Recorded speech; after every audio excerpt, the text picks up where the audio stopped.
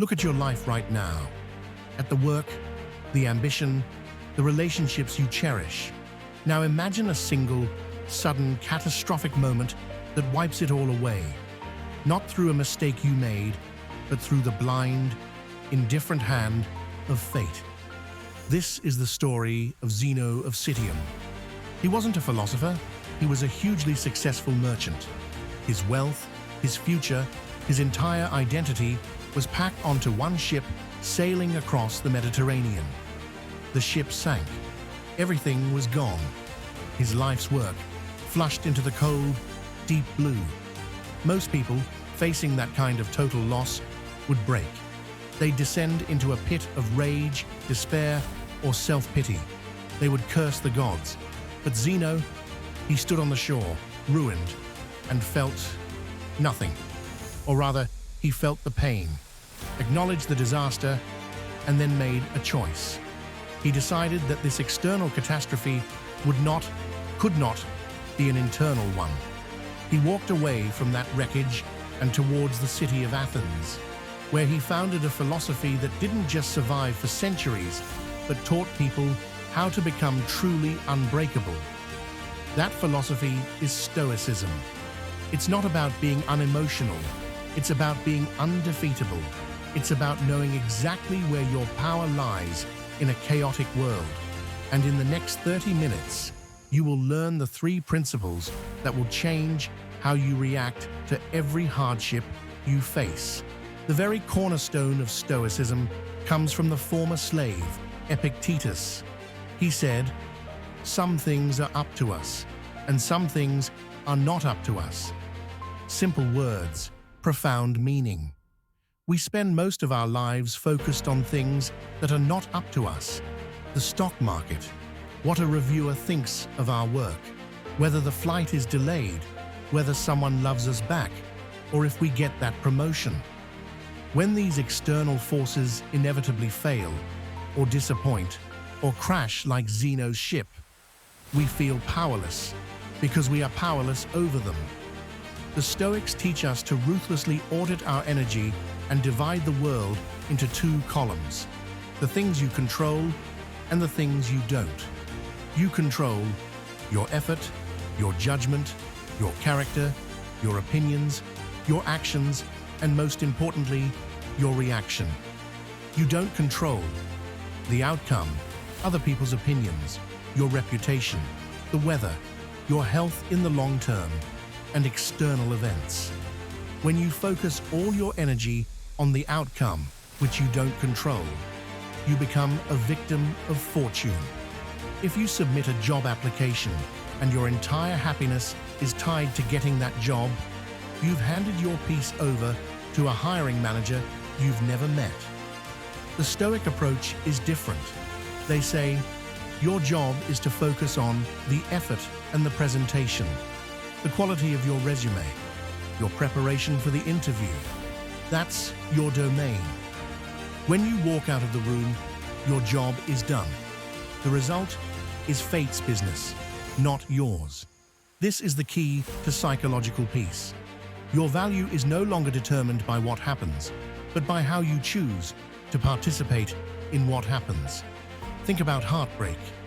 You can't control if someone stays or leaves, but you can control how you mourn, how you choose to carry yourself through the pain, and the lesson you take from the experience.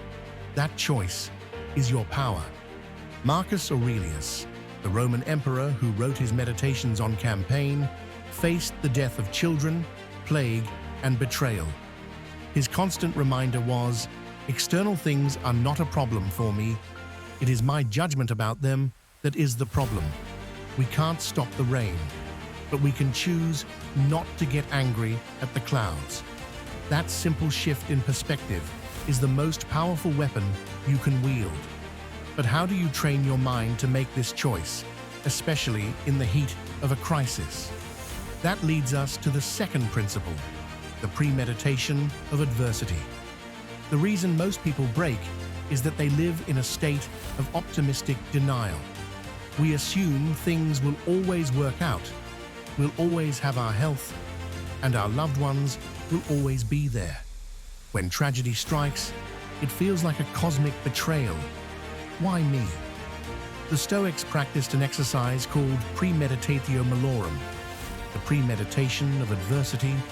It's not pessimism, it's premeditated realism. They would regularly take time to visualize the loss of things they held dear, not to attract disaster, but to remove the shock when disaster inevitably arrived. Imagine your laptop, your most vital tool, is destroyed. The panic and fury you'd feel is largely due to the unexpected jolt. But if you spend just 5 minutes today thinking, what if the laptop was stolen tonight? What files would I need? What would I do first? By visualizing the worst-case scenario, you strip it of its emotional terror. You've already paid the price of the event in your mind. Seneca, the great Stoic statesman, wrote, "He suffers more often than necessary, who suffers before it is necessary."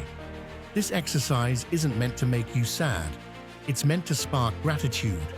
When you mentally lose something, then open your eyes and see it's still there.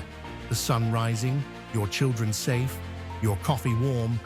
It floods you with an incredible appreciation for the present moment. It also applies to people. When you spend time with a loved one, remind yourself, this person is mortal. It's harsh, but necessary. It transforms a routine dinner into a sacred moment. It forces you to listen more attentively, to speak kinder words. Because if you expect everything to last forever, you treat every moment with a dismissive indifference. If you accept the fragility of life, you treat every moment as the gift it is. This is why people voluntarily fast, take cold showers, or wear the same clothes for a week. Voluntary discomfort. They are practicing being okay with less. They are building mental callousness against the day they might have less. The point is, do not be surprised by reality. Rain exists. Loss exists. Death exists. When you expect the worst, you prepare for it. When the worst doesn't happen, you are simply grateful. This leads to the ultimate practical application of Stoicism. Building a framework for making decisions that ensure your character remains intact, regardless of the chaos around you. This framework is the Four Cardinal Virtues. If Zeno or Epictetus were alive today, they'd tell you your goal in life isn't fame or money or a big house. It's eudaimonia, a Greek word often translated as flourishing or living well. You achieve this not by acquiring things, but by cultivating an excellent character. The ancient Greeks agreed on 4 core qualities necessary for this. The cardinal virtues. Virtue 1, wisdom, practical knowledge. This is the skill of navigating life. It's not academic knowledge. It's the ability to distinguish between good and evil. And most importantly, the ability to apply the dichotomy of control in real time.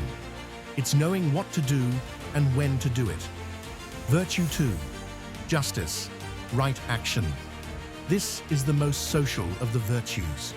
Stoics believed humans were born for cooperation. Justice is about doing what is right, fair, and kind to other members of the community, even, or especially, when it's inconvenient for you. Think of Nelson Mandela, who spent 27 years in prison, in part reading Marcus Aurelius. When he was released and became president, he didn't seek bloody revenge. He sought reconciliation. He acted with justice, not retribution, because justice is about the future, while revenge is trapped in the past. Virtue 3, temperance, moderation, or self-control. This is the ability to master your desires and aversions. It's saying no to the instant gratification that derails your long-term goals. It's about balance in all things, not too much food, not too much work, not too much reaction. Seneca said, "The greatest remedy for anger is delay." Temperance is that delay. It's the pause between the trigger and the reaction, Between stimulus and response, there is a space, as Viktor Frankl later wrote. That space is your temperance. Virtue 4, courage, endurance, and action. Not just physical bravery, but moral courage. The courage to speak your mind when everyone disagrees. The courage to persist through months of failure. The courage to face your own anxieties honestly.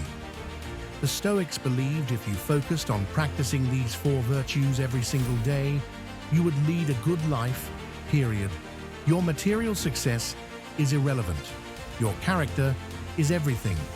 When you face a decision, a conflict at work, a personal setback, a moment of temptation, ask yourself, which choice is the most wise, the most just, the most temperate, and the most courageous? The answer is your Stoic blueprint for action. It's the formula for a life lived not without mistakes, but without regret. So you have the mindset, control, and the blueprint, virtues. Now, let's talk about the Stoic secret to dealing with the biggest source of suffering, other people. We often feel slighted, offended, or betrayed by the people around us. Their actions are unpredictable, and their opinions can feel like a heavy weight. The Stoic response to this? 2 simple, yet impossible commands: radical acceptance and universal empathy. Radical acceptance, amor fati. This translates to love of fate.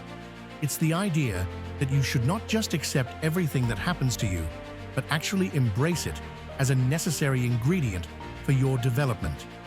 Imagine an archer. Their job is to pull the string, focus, and release. They can't control the wind. If the arrow misses, they don't curse the wind. They analyze the forces that impacted the shot and adjust their technique for the next one. They use the failure as fuel. Amor fati turns obstacles into opportunities. The difficult boss is a chance to practice patience. The financial setback is a chance to practice resourcefulness. The sickness is a chance to practice courage. Don't say, "I wish this hadn't happened." Say, "This happened. I will make this work." Universal empathy. Marcus Aurelius constantly reminded himself that people who are wrong, angry, or malicious are merely ignorant of what is truly good. They are operating from a place of confusion, not true evil. When someone cuts you off in traffic, your initial reaction is anger. The Stoic response is pity. This person is rushing, perhaps in fear or desperation.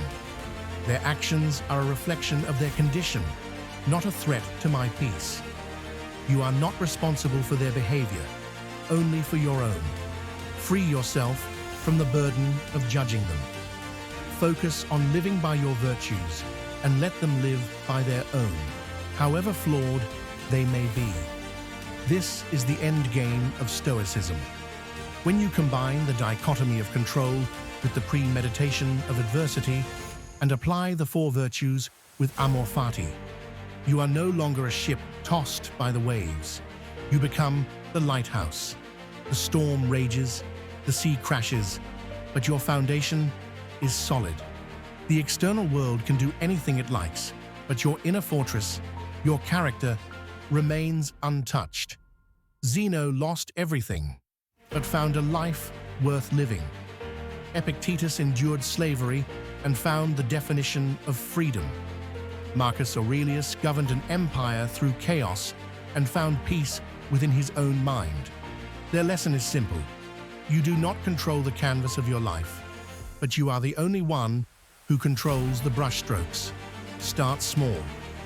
Today, when something external makes you angry, just pause. Identify the thing you can't control and choose to focus instead on your reaction, the one thing no one and nothing can ever take from you. That choice is what makes you undefeatable. Now go live it.